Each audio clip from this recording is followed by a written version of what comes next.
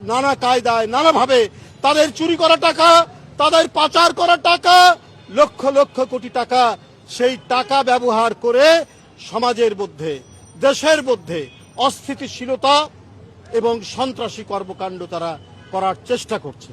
বন্ধুরা আমার, বহুদিন পর জনগণের শুভেচ্ছায়, জনগণের ম্যান্ডেটে একটি অবাধ সুষ্ঠু নির্বাচন, যে নির্বাচন শেখ হাসিনা কেড়ে নিয়েছিল, কেড়ে নিয়ে তার ভয়ঙ্কর দুঃশাসন এবং রক্ত পিপাসু সরকার গঠন করেছিল, তার বিরুদ্ধে জনগণের স্বতঃস্ফূর্ত ম্যান্ডেটের মধ্যে দিয়ে জনাব তারেক রহমানের সরকার, গণতান্ত্রিক সরকার, সেই সরকারের বিরুদ্ধে ষড়যন্ত্র চক্রান্তের তারা বেড়াজাল বোনার চেষ্টা করছে।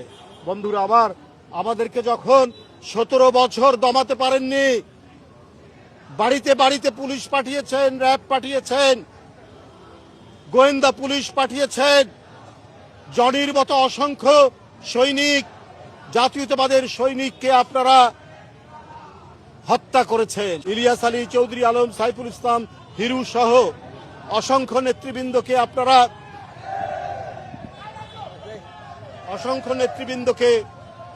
আপনারা গুম করেছেন।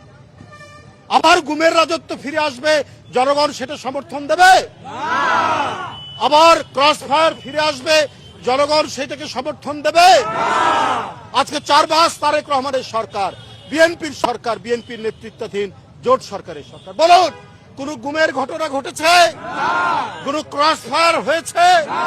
কোন মিথ্যা মামলায় কেউ বন্দী হয়েছে? শুধুমাত্র দুষ্কৃতিকারী, সমাজ অপরাধীরা ছাড়া।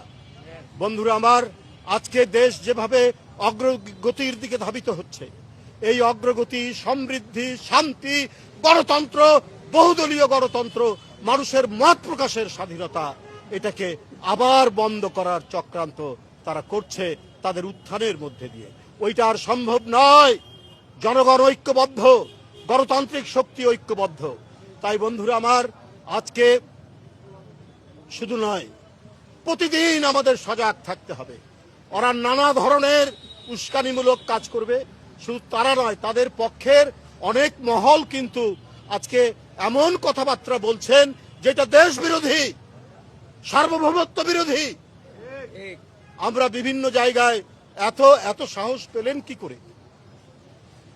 একটা মুক্তিযুদ্ধে 30 লক্ষ জীবন, 2 লক্ষ মা বোন নির্যাতিত হলেন, সেই জাতিকে আপনারা গোলাম বানাবেন, দিল্লির কৃতদাস বানাবেন? এইটা হবে না, এদেশের জনগণ হতে দেবে না।